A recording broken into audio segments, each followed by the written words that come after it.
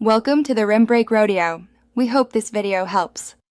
Open Google Maps on your phone and tap your profile icon. Choose Offline Maps from the menu and select Custom Map to define an area. Zoom and pan until the area you need is visible on screen. Tap Download and confirm whether to use Wi-Fi or mobile data for the download. Offline Maps save to device storage and allow navigation without signal. Remember that offline maps expire after 30 days unless you update or enable auto-update in settings.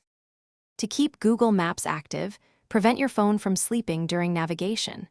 Increase screen timeout to 30 minutes or use battery settings to disable sleep. Lock the app in the Recent Apps overview or enable guided access for uninterrupted display. Mount the phone in a car holder and connect a charger to avoid battery drain.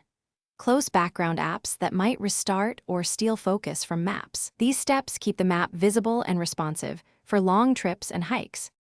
Ensure Google Maps retains accurate location by granting location permission always. Open phone settings, find apps, choose Google Maps, and set location to allow all the time. Enable Wi-Fi and Bluetooth scanning and location settings to boost indoor accuracy.